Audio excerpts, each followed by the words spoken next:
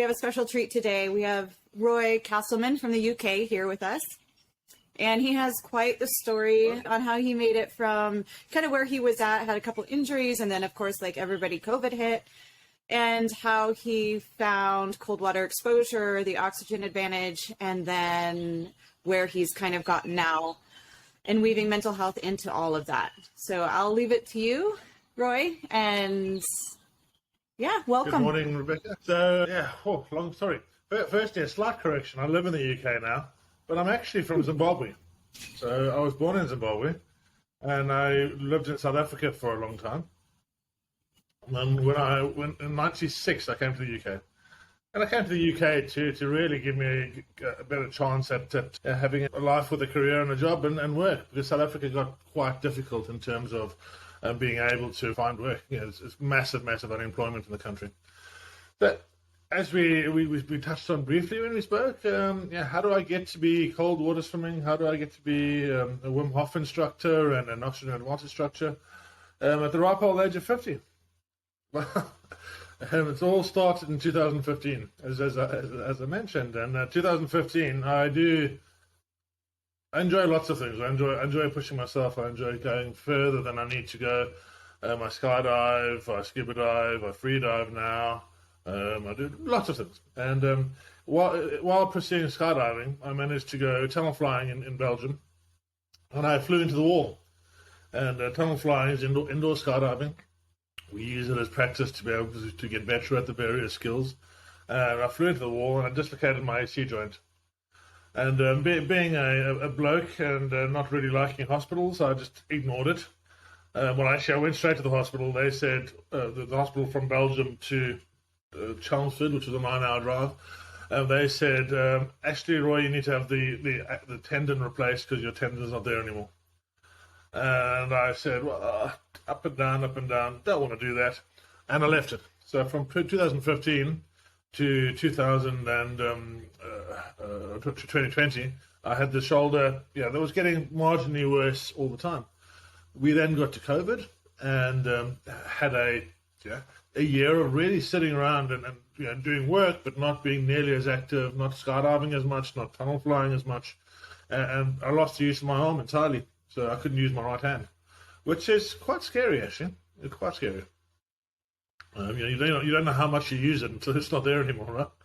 So I decided I had to have the operation, and I went on a hunt. And I went on a hunt for the best possible way to recover, because they told me that I was going to take 4.5 months to recover from this operation, and I wasn't really. It didn't really fit with my plans at all. So, so off I went. Hunted for everything I could. I found Tim Ferriss's book, Tools for Titans. I don't know if you've read that yet or come across it. No, it's on the list. It's really thick book, 22 hours of Audible. Listen to that. And chapter 4 was Wim Hof. And Wim Hof, I've never heard of him before. Who is this person? Who is this man that goes into cold water and goes into cold exposure and talks about these things? And as with all these things, when you don't, when you haven't heard of them before, suddenly Facebook fills up with all people swimming in cold stuff, and all of a sudden Facebook, Instagram, everything was just full of Wim Hof.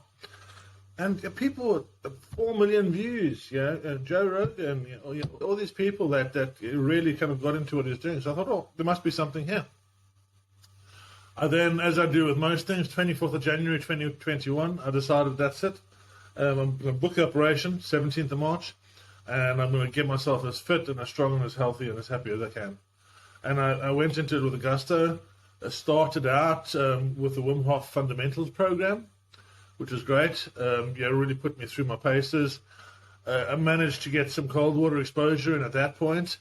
And by the time I got to my operation on the 17th of March, I could actually side plank on my right arm again, which was having me think, actually, do I need this operation? Decided to have it anyway because it's quite structural and I'm always being pulled out of place. So went in, had the operation.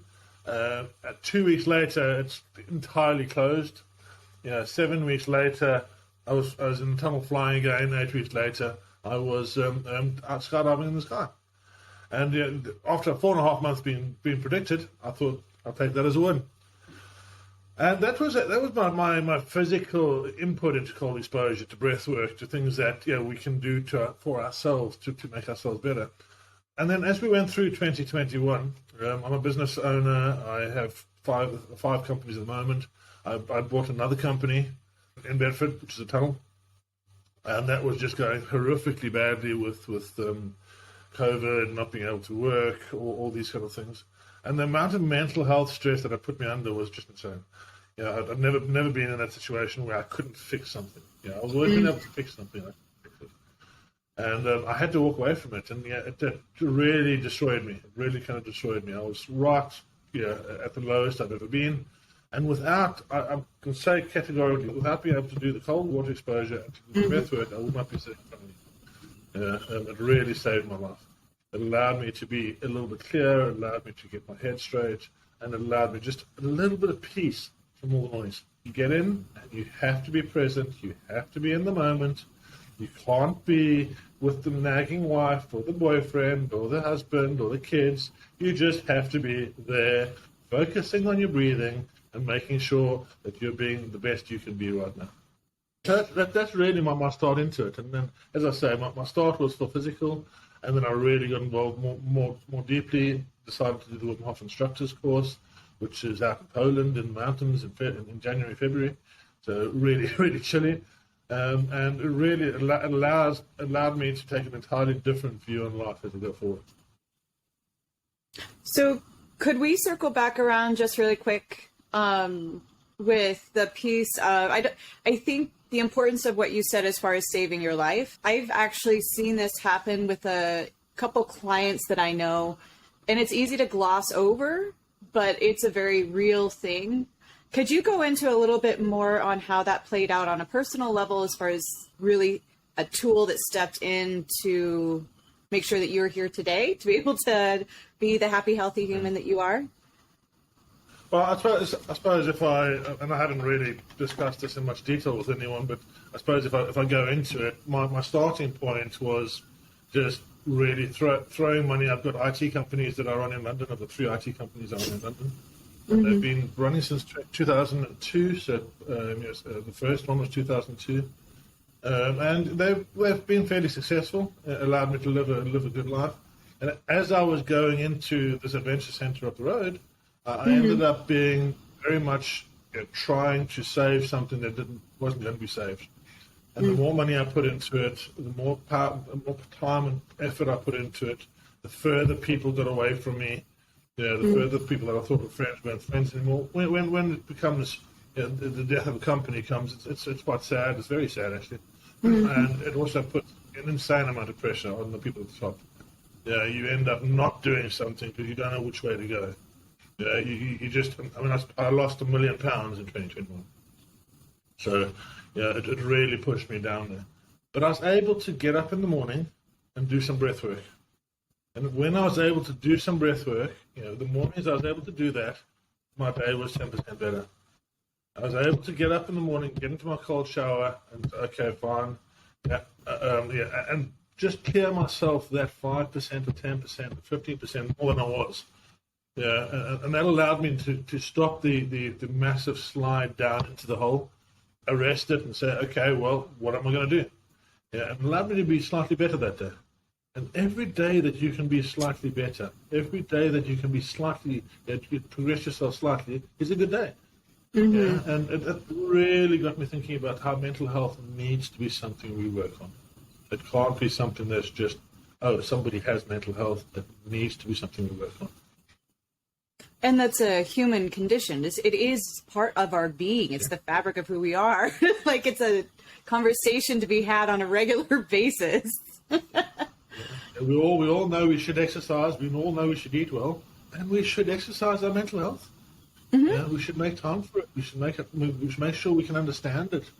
We should make sure we live in a way that makes it better. Yeah, very cool. So then you went and you got your Wim Hof training.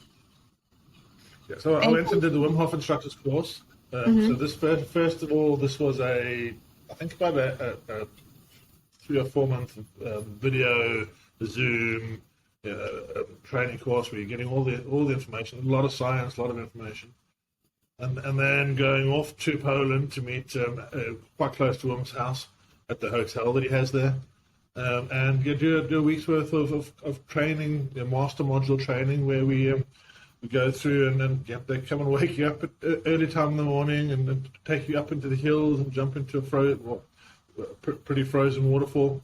I don't know if you've seen the one where Wim goes jumping into.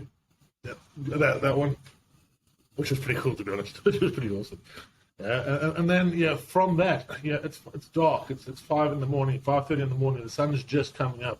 You walked a mile and a half to get there. It's -4 with the wind chill. Actually, probably more than -4. You've now got ready. You've got out of your dry robes or your jackets, and you're just in your costumes, and you're having to scramble across the rocks to go into this pool by the waterfall. And it's damn cold. It's really, really cold. The water's, Wim says the water there is -1 because it's flowing and it's frozen. And you just have this amazing connection with these other instructors that were there. And everyone just has the dopamine release, the noradrenaline, the cortisol, everyone just rushing through the system. So you come out, you then have to warm yourself up, so that you can actually be safe and not go into hypothermia, not go into dangerous places. And you're taught how to do this, how to kind of keep yourself safe no matter where you are. So I'm confident now I can go out in the mountains, and I can go and do cold water exposure. I'm going to do it safely. That's really, I think, something the cold water swimming community really should or needs to pay a little bit more attention to. Just the how do we warm up before we go in? How do we warm up when we go out? When we come out? What are the things we do to look out for?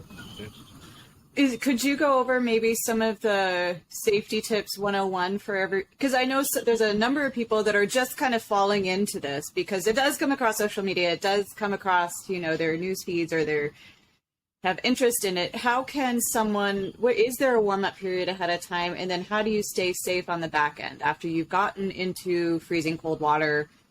What do you need to do to keep safe? Okay, well, if we start off and just say there's a couple of things that you don't want to do with cold water exposure. Firstly, if you've got a high blood pressure that's not controlled, okay, you need to make sure you're not doing it. Anything that you're not sure of, go to your doctor. We're not doctors here. We're people with experiences. Further than that, if you're pregnant, you really don't want to be doing breathwork or cold exposure, because your body's likely to see in pregnancy as a something that's not supposed to be there, and you can be better without it, you can be more efficient without it, and you're putting yourself into fight or flight, you're putting yourself into life or death situation, and that's how your mind sees it.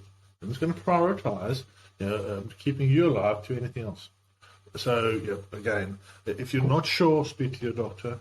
If you are sure the doctor says it's okay, go into it and adapt yourself properly. I noticed, Rebecca, you've been doing your 30-day challenge. How are you going? Day 9 or 10 now? Yeah, 11 or 12. I haven't posted in a couple of days. I need to catch up. How are you finding it? So I started with the shower, and then we have where I'm staying now, right in this moment, it has a larger styles bathtub, like a jet bathtub. So I fill that up with cold water first.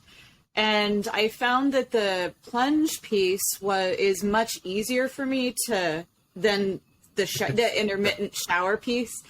And I've noticed that my breath is getting under control a lot faster.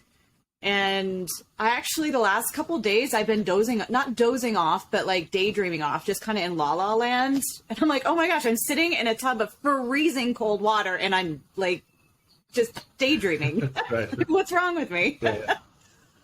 And that's the safety tip right there. Okay.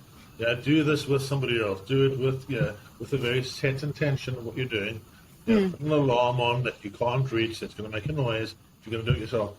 And 3 to 5 minutes is all you need. You don't need to push too hard. I'm seeing a lot of, I did 20 minutes, I did 15 minutes, and I don't like that. That's very dangerous. Okay, you need to stay away from that. I've even had people at my workshops come back to a second workshop and say, I'm trying to go longer. Why? Okay, you're here for a reason. You're here to make sure your body is in the best possible position it can be. You're not here as a shooting match with other people to see how great you can be. This is not a competition. Okay, now this is very much just something that you're doing for yourself, for your mental health, and making you feel great. So I'll walk you through what I do. Okay, and this is my sequence, and I'll be doing that after this. I've got to go downstairs and jump in my ice tub. And it's important. Yeah, it's important to understand the physiology of the body in some way. When you go into the ice, if your blood's flowing around your system a bit better, if you warmed yourself up a little bit, then all those lovely chemicals that get released, all that cortisol, noradrenaline, dopamine, all that stuff that gets released, gets around better, travels better. Right? So I don't know if you've watched much of Wim Hof, but I'm sure most people by now have. He has something that he really rates, which is the horse stance. Have you tried the horse stance? Yeah, so horse stance really, I'm going to try and, I don't know how well you'll see this, let me just check. I'm going to give you a little bit of demonstration. Okay. So horse stance, as we start, he says check the house. We're going to bend our legs, okay? Make sure we engage the quads. The quads are the biggest part of the body, okay, the biggest muscle in the body.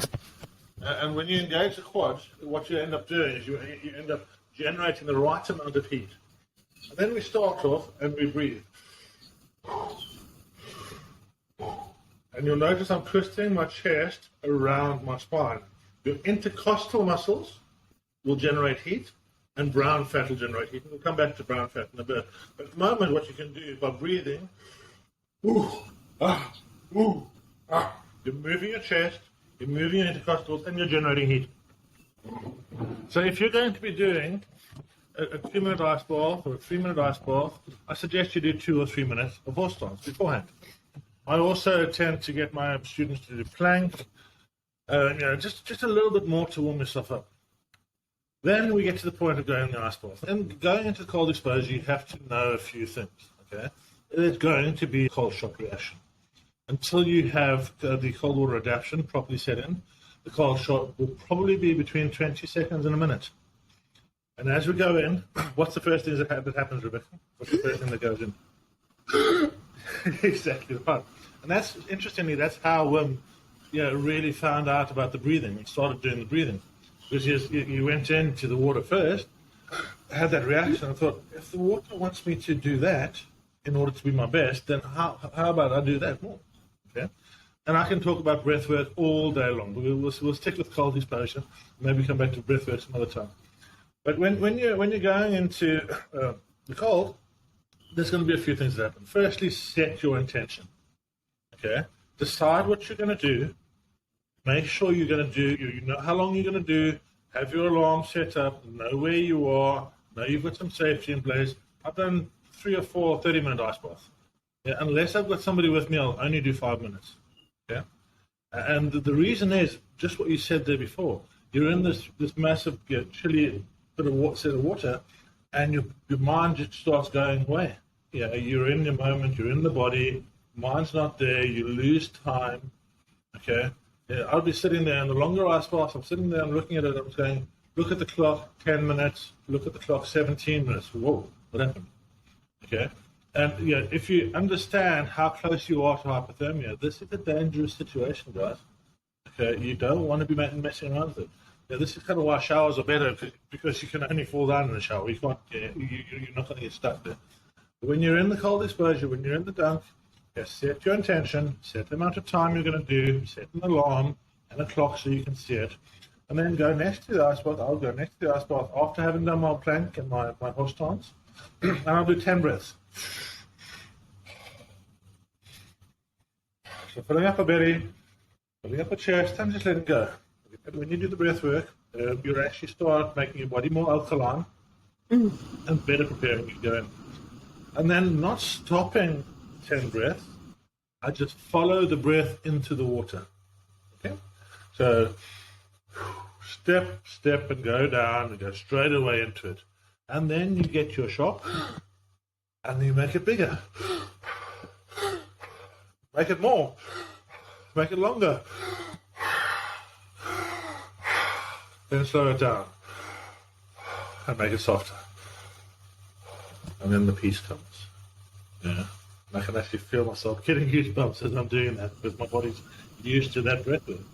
And you literally just go into a really peace, quiet place and find the comfort in discomfort. Yeah. So if you can get to a place of comfort in all this discomfort.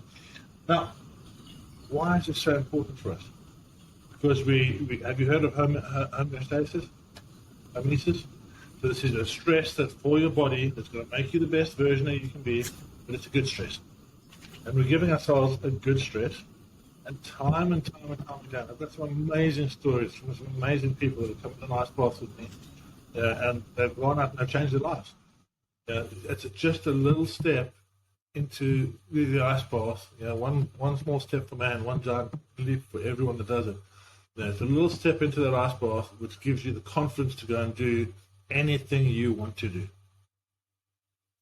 When I then get out of the ice bath, all right, I've now been in, I've seen the time, I've seen where we are. Okay, I step out of the ice bath, I shake my hands first of all. It's important to understand your hands and your extremities have now had all the blood go up to your core.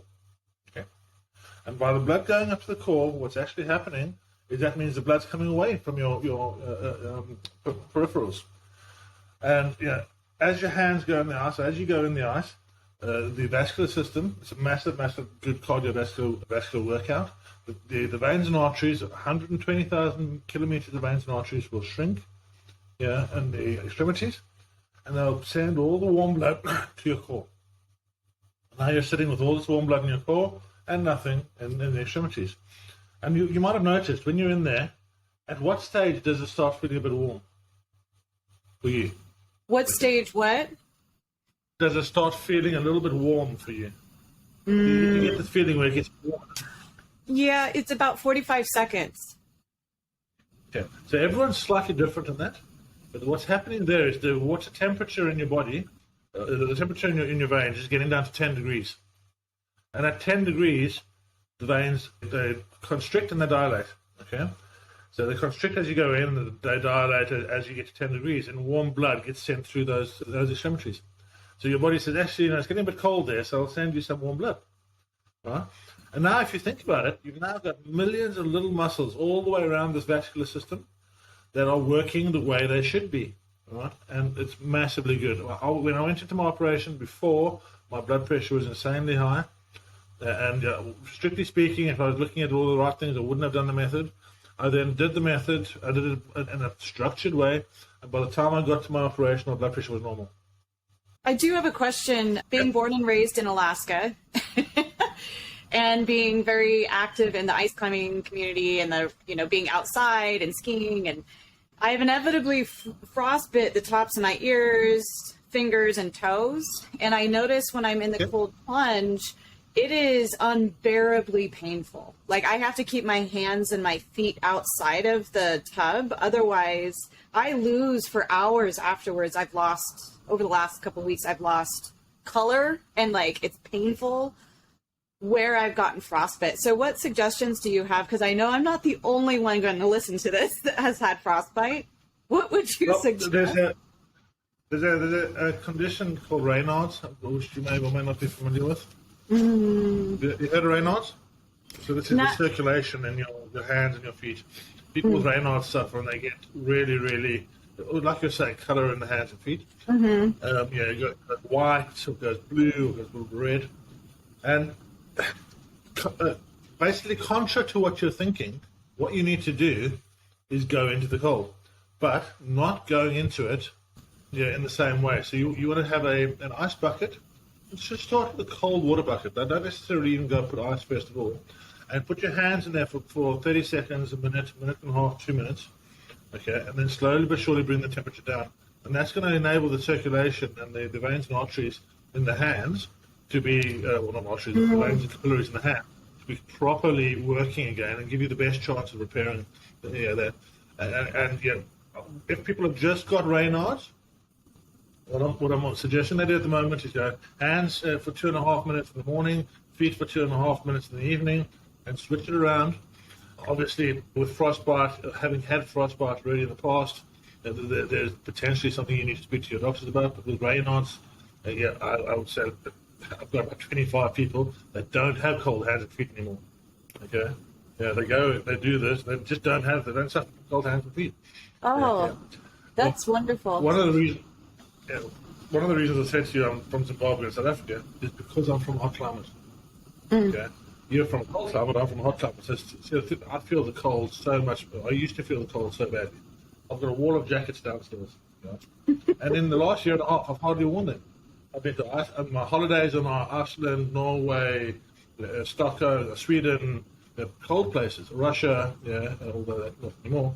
But once you get this adaptation going, cold set adaptation going, and you're on day 10, 11 now, you'll start feeling, you'll start feeling much more comfortable. Like you said, your shock reaction will go down, okay, and you'll be able to adapt quicker when you get into the water. Just don't take that as a signal to go longer. Don't push yourself. 3 minutes is ideal. 3 minutes really is an ideal amount. 3 to 5 minutes is what you want to do. On workshops, we're normally doing 2 to 3 minutes.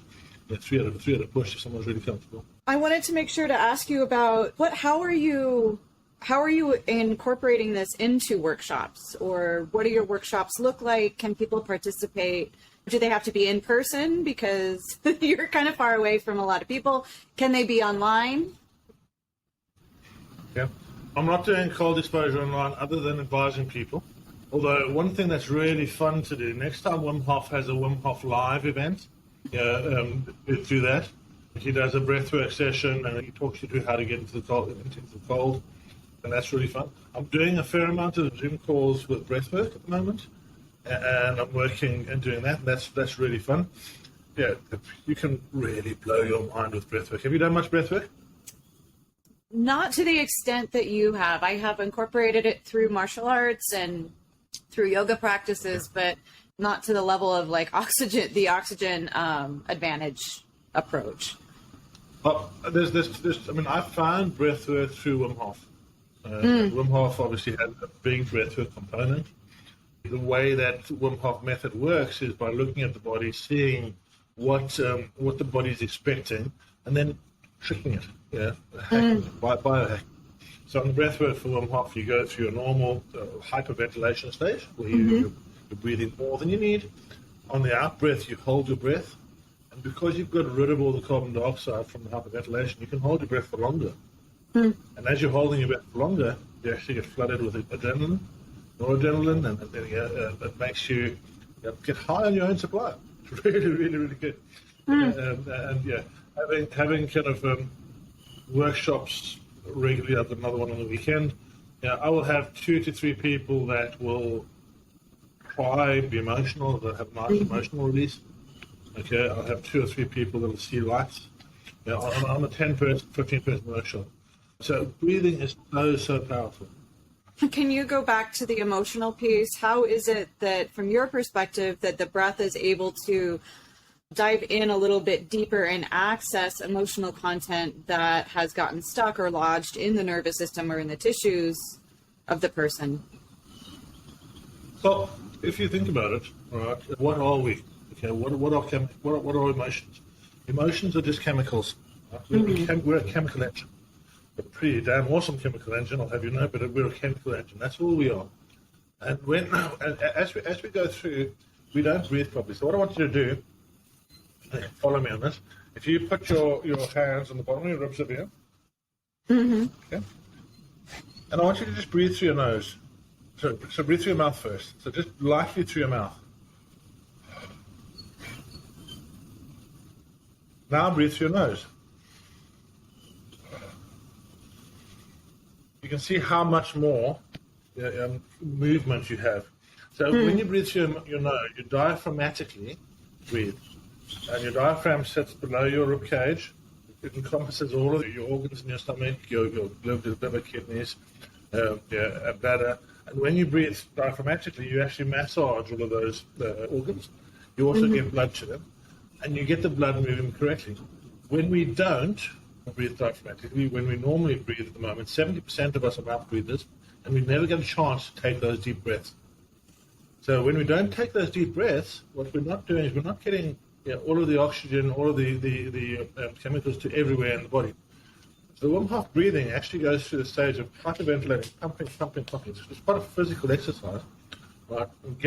It's actually getting rid of carbon dioxide. It's not bringing in more oxygen. It's getting rid of carbon dioxide.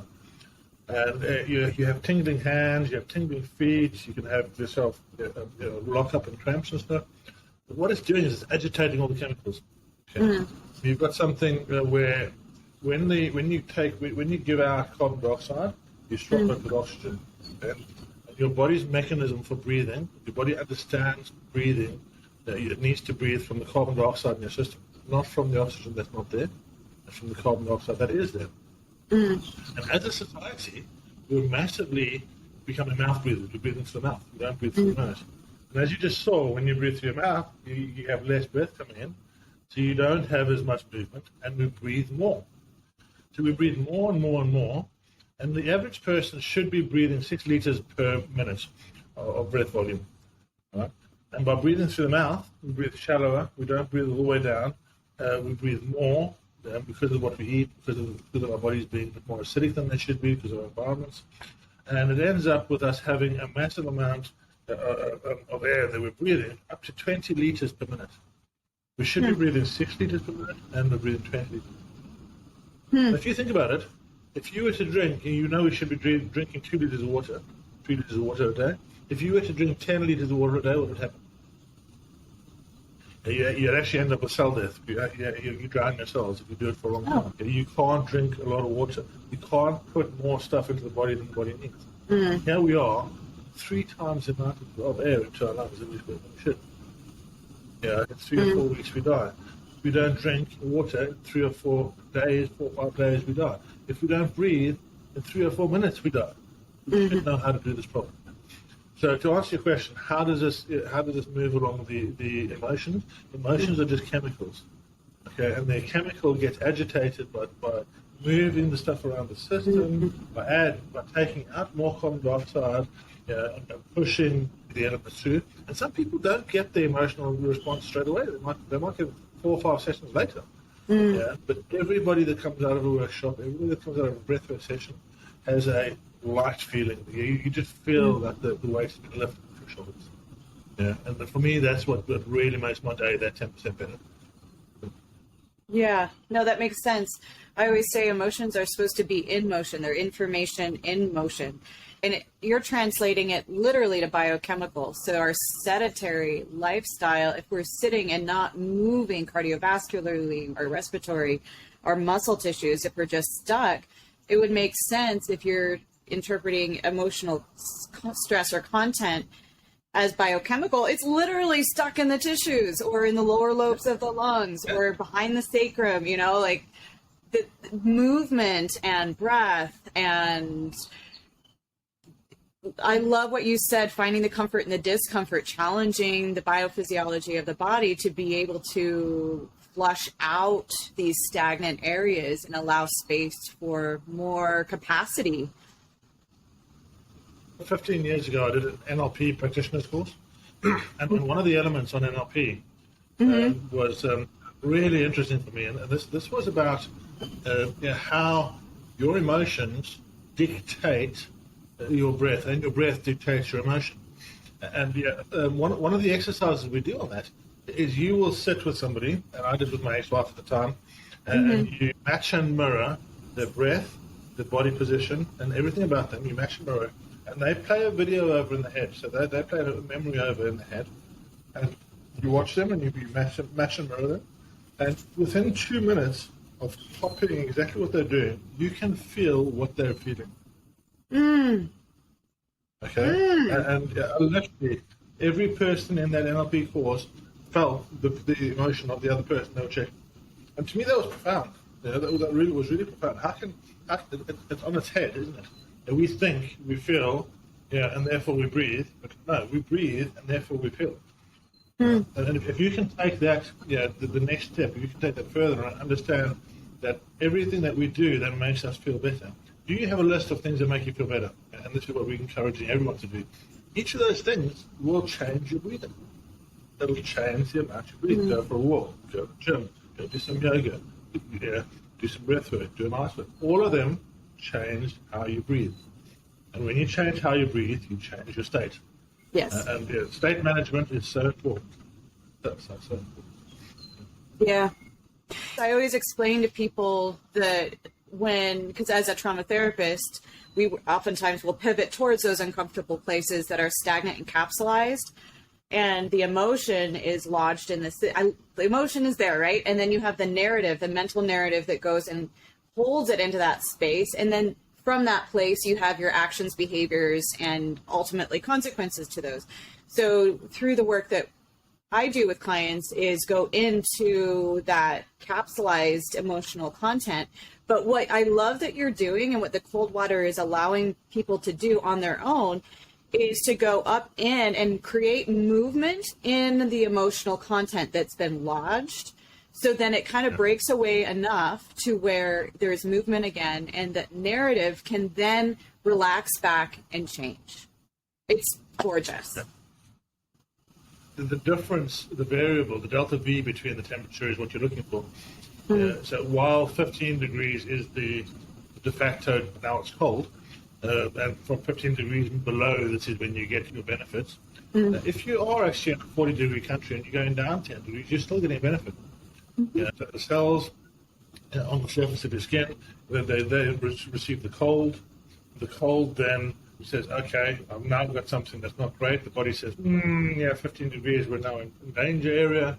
We go fight or flight. That then releases noradrenaline, and then the noradrenaline pumps through the body, and that noradrenaline activates brown fat. And we haven't really spoken yet about brown fat. Brown fat is the most amazing organ in the body that we don't know about. Brown fat's the thing that means that I now don't have to wear a jacket when I go out in 4 degrees, 2 degrees, 1 degree, because I now have activated brown fat on a regular basis. And when we're born as babies have brown fat, and they have quite a lot of brown fat, because for the first 6 months, the muscles don't know how to shiver. So you have to learn the shiver response. And as you go through, and you go through the process of getting older, we start shivering, so we don't need as much brown fat. Then we start putting clothes on, and then we start covering up. And how many times have you seen kids running around without a jacket on? The mother's saying, put your jacket on. They don't need to. They have brown fat. And brown fat carries out an amazing kind of set of functions. I don't know if have you seen the studies with brown fat and cancer? Yeah. So what they've done, and I'll just delve into that very quickly, what they've done is they've put, much as I hate this, mice in a test scenario where they've put cancer-celled mice and in a 21-degree room, and then taken 4 degrees off that, and put 4 degrees less temperature, the same set of, or a different set of mice, but the same infections. And they've noticed that the cancer doesn't grow.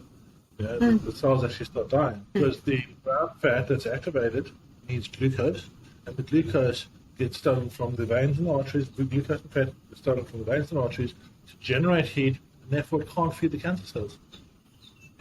Big studies coming out. And women's busy helping a lot of people with cancer and bringing them through the cold exposure to be the best version they can be. Wow. So now we go through, we have the brown fat, now we get to 40 years old and the brown fat stops working, or stops. Generally, we don't find as much brown fat over that age. But as soon as you go into the water, as soon as you go into the cold, you can be just putting your hands in ice or putting your feet in the cold. Okay, as soon as you do that, activate the brown fat again. You start activating brown fat and you start pulling it up. And I noticed this quite substantially, how much it benefits me over the last year and a half. I went on a trip to Poland. I drove to Poland from the UK, which is a 25-hour drive. I went to Belgium, went skydiving, went swimming in the sea in Holland, went over to Thailand, to Warsaw, flying in the tunnel. I learned how to do free diving, and just happened to, at the hotel, slip on my rear end and hurt my left butt cheek. And literally tore some of the veins and blew up like crazy. So for 6 weeks, I wasn't really doing as much cold exposure. And I noticed I'm now starting to feel colder again. So this is something that goes in, even in a short amount of time, by regular brown fat activation, by regular going into the cold. And it doesn't need to be going into the cold plunge. It can be going outside when it's colder and just wearing a t-shirt. It can be standing in an ice bucket. You can be doing something with your hands and not covering up as much. So every little bit of activation you do, every bit of cold adaptation you do, helps you generate some brown fat, helps you. And if you look into the benefits of the brown fat, they're myriad. There are longevity, a whole range of different reasons why brown fat is really good for our bodies now. That's amazing. Does that all make sense? Any questions there? It does. It does. I'm watching the time, and we're getting closer to an hour. Is there anything? I know the time went by really fast. Is there anything that you feel like maybe we haven't covered that would be really important for people to know regarding cold water exposure or even breathing? And then certainly how people can reach out to you if they're interested in following up for more information. You cannot overstress the importance of warming up afterwards. Okay, warm up before, but warming up afterwards is really important. You'll see a lot of people go into cold water exposure. I lost 22 kilos when I went into it. I lost a lot of weight. And you see people that don't lose the weight, and they start saying, why am I not losing weight? And they're coming out of the water. They're getting warm the wrong way. If you go running after you come out of the water, you're going to have what's called an after drop. If you do too much physical stuff when you come out of the water, and when I say physical, I'm talking about moving your arms and your legs, your cold blood in your extremities mixes with the core, and you get after drop, which is takes you into massive shivering, and that shivering then gets used to warm the body up. So try and warm yourself up correctly. Look, shivering is not bad. Shivering is just one step closer to hypothermia. So I'm going to be doing a lot more with the Wild Swimming community, and I'm going to be pushing stuff onto the YouTube. My company is All the Power Limited, and all the power is on Facebook, is on Instagram. We have a website, allthepower.co.uk.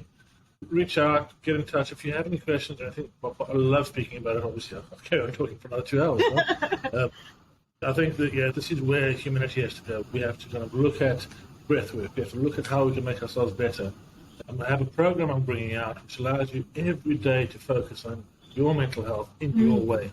You pick your 10 different things that work for you. It doesn't have to be cold exposure, shower.